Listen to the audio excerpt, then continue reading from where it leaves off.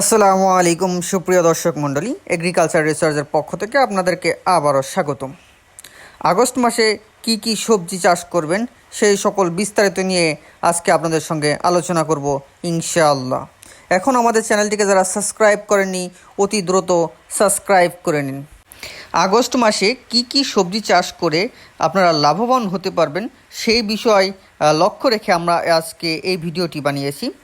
আপনারা নিশ্চয় একটা বিষয় লক্ষ্য করবেন যে অন্য ফসল চাষের থেকে সবজি চাষে অধিক লাভবান হওয়া যায় এবং এটি দ্রুত বাজারজাত করা যায় এবং চাষ করে দ্রুত লাভবান হওয়া যায়। আগস্ট মাসের সবজি চাষের মধ্যে প্রথমে চলে আসছে আমাদের ফুলকপি। ফুলকপি যেহেতু একটি শীতকালীন সবজি, কিন্তু এটি যদি আগস্ট মাসে চাষ করা যায়, বাজারে শীতকালীন সবজি আসার আগেই অনেক আগেই এটি আপনি বাজারজাত করতে পারবেন। অতএব শীতকালীন সবজি আসার আগেই যেহেতু বাজারজাত করতে পারবেন, অবশ্যই আপনার লাভবান হওয়ার হার 100% নিশ্চিত। আর এজন্য আপনারা ফুলকপি চাষ করতে পারেন। ফুলকপি চাষ করতে আপনাদের লক্ষ্য রাখতে হবে উঁচু জায়গায়, যেহেতু আগস্ট মাসে বৃষ্টি বদলের দিন বা বৃষ্টি আসার সম্ভাবনা থাকে, অবশ্যই আপনাকে উঁচু জায়গা বা উঁচু ভিটাতে এই ফুলকপি চাষ করতে হবে। আগস্ট মাসের দ্বিতীয় সবজি চাষের মধ্যে রয়েছে আমাদের টমেটো চাষ। টমেটো চাষ যেহেতু এখন গ্রীষ্মকালেও সম্ভব, অবশ্যই আপনি আগস্ট মাসেও টমেটো চাষ করতে পারবেন। আর যেহেতু শীতকালীন টমেটো একটি শীতকালীন সবজি, সেক্ষেত্রে শীতকালীন সবজি বাজারে আসার আগেই আপনি আগস্ট মাসে যদি টমেটো চাষ করেন, অবশ্যই আপনি শীতকালীন সবজির থেকে অনেক ভালো দাম পাবেন এবং দ্রুত লাভবান হওয়া সম্ভব। আর যারা টমেটো চাষ করতে চাচ্ছেন, অবশ্যই আপনারা উঁচু জায়গা বা উঁচু ভিটাতে চারা করে 30 দিনের বয়সী চারা করে অবশ্যই আপনারা লাগাতে পারেন। আর যে জমিতে টমেটো লাগাবেন, অবশ্যই সেখান থেকে পানি নিষ্কাশনের ব্যবস্থা থাকতে হবে, কারণ টমেটোর জমিতে পানি বাঁধলে টমেটো গাছ মারা যাবে এবং আপনি আর্থিক ক্ষতির মুখে পড়তে পারেন। এরপরেই চলে আসছে আমাদের আগস্ট মাসের 3 নম্বর ফসল, সেটি হচ্ছে করল্লা। আগস্ট মাসে করল্লা চাষ করে আপনারা অনেক লাভবান হতে পারেন। যেহেতু করল্লা একটি শীতকালীন সবজি, অবশ্যই আগস্ট মাসেও করল্লা পাওয়া যায়, বাট বাজারে যে পরিমাণ চাহিদা ওই তুলনায় খুব কমই রয়েছে। এজন্য আপনারা আগস্ট মাসে করল্লা চাষ করলে আপনারা যদি ভালো ফলন পান, অবশ্যই আপনারা করল্লা চাষ করে লাভবান হতে পারেন। আর করল্লা চাষ করার ক্ষেত্রে করল্লা আপনি কোনো নার্সারি থেকে চারাও কিনতে পারেন, অবশ্য বীজও রোপণ করতে পারেন, কিংবা আপনারা একটি উঁচু জায়গায় বীজতলা করে 15 থেকে 20 দিন বয়সের চারাগুলো আপনারা নিয়ে লাগাতে পারেন। আর যারাই করলা চাষ করতে চান, অবশ্যই মাচা করে করলা চাষ করাটাই বেটার মনে করছি, কারণ যেহেতু তখন মেঘ বৃষ্টির দিন। আগস্ট মাসের 4 নম্বর সবজিটি হচ্ছে আমাদের শসা। আপনারা শসা যেহেতু 12 মাসই চাষ হয়, কিন্তু আগস্ট মাসে অতিরিক্ত মেঘ বৃষ্টি থাকার কারণে আপনাদের যারা শসা লাগায় তাদের ক্ষেত প্রায় সিজন শেষের দিকে চলে আসে। তখন আপনারা যদি শসা লাগান, বা তার শসা যেহেতু 40 থেকে 45 দিন পরে এর ফলন পাওয়া যায়, যেহেতু অবশ্যই আপনারা শসা লাগালে তখন লাভবান হতে পারেন। বাট শসায় জমিতে পানি নিষ্কাশনের ব্যবস্থা থাকতেই হবে।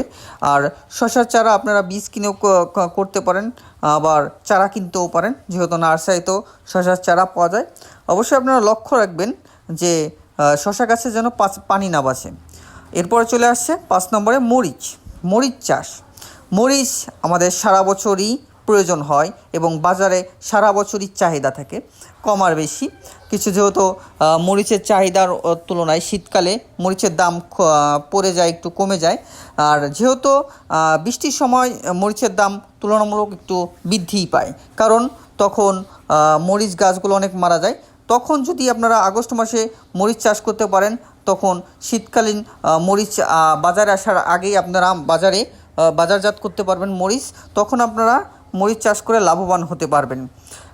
মরিচ চাষ ক্ষেত্রে অবশ্যই জমি থেকে পানি নিষ্কাশনের ব্যবস্থা থাকতে হবে, কারণ পানি নিষ্কাশনের ব্যবস্থা না থাকলে মরিচ চাষে লাভবান হওয়া যাবে না। আগস্ট মাসের 6 নম্বর সবজিতে বেগুন। আপনারা বেগুন চাষ করতে পারেন। যেহেতু বাজারে সবসময় বেগুনের চাহিদা থাকে, অবশ্যই আপনারা বেগুন চাষ করতে পারেন। এক্ষেত্রে দুটিভাবে বেগুন চাষ করতে পারেন। একটি হচ্ছে গ্রাফটিং বেগুন আছে, এখন অনেক নার্সারিতে অনেক ধরনের গ্রাফটিং বেগুনের চারা পাওয়া যায়, যেটি বর্ষা মৌসুমে বা বৃষ্টির সময়ও অনেক ভালো ফলন দেয়। সেই বেগুনও লাগাতে পারেন, কিংবা আপনারা উঁচু করে বেডে বা উঁচু ভিটাতে আপনারা বেগুনের চারা করে 30 থেকে 35 দিন বয়স করে নিয়েও আপনারা বেগুনের চারা লাগাইতে পারেন। আপনার বেগুনেরতে আলহামদুলিল্লাহ অনেক ভালো ফলন হলে এটাও একটি লাভজনক ফসল হিসেবে আপনারা চাষ করতে পারবেন। এরপর চিচিঙ্গা আমাদের দেশে ভালো চাহিদা রয়েছে এবং আলহামদুলিল্লাহ ভালো ফলনও। আর চিচিঙ্গা আগস্ট মাসে চাষ করলে, যেহেতু আগস্ট মাসে সবজি খুবই কম থাকে, এক্ষেত্রে চিচিঙ্গা একটি লাভজনক সবজি হিসেবে আপনারা চাষ করতে পারেন। চিচিঙ্গা অবশ্যই মাচা করে চাষ করবেন। চিচিঙ্গা মাচা করে চাষ করলে আপনারা 50 থেকে 55 দিনের মধ্যে আলহামদুলিল্লাহ ফলন পাবেন এবং বাজারজাত করতে পারবেন। অবশ্যই হাইব্রিড চিচিঙ্গা চাষ করবেন। পুঁই শাক আমাদের দেশে সব সময় চাহিদা থাকে, যেহেতু এটি শীতকালীন বেশি পাওয়া যায়, অন্য সিজনেও পাওয়া যায়, বাট শীতকালীন একটু বেশি পাওয়া যায়। অবশ্যই পুঁই শাক একটি লাভজনক ফসল, কারণ বাজারে শাকের চাহিদা প্রচুর।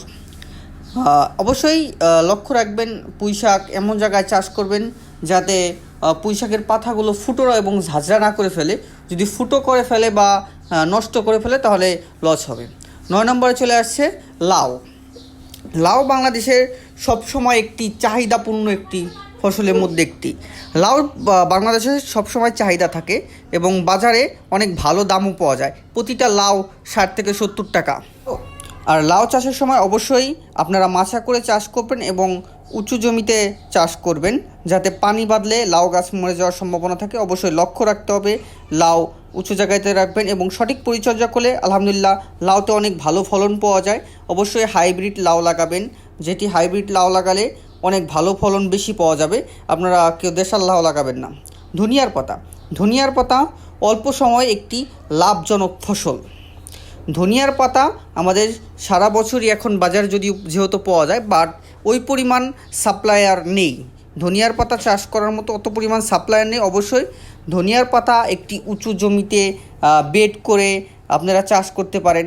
অবশ্যই যেহেতু ধনিয়া অল্প কয়েকদিনের জন্য, আর আগস্ট মাসে ধনিয়া বাজারজাত করতে পারলে, অর্থাৎ শীতকালের ফসলের আসার আগেই আপনারা ধনিয়া বাজারজাত করতে পারবেন। এতে আপনারা লাভবান বেশি হতে পারবেন। অবশ্যই আমাদের চ্যানেলটিকে যারা সাবস্ক্রাইব করেননি, আমাদের চ্যানেলটিকে সাবস্ক্রাইব করে নিন। এই ছিল আগস্ট মাসের ফসল। ধন্যবাদ। আসসালামু আলাইকুম।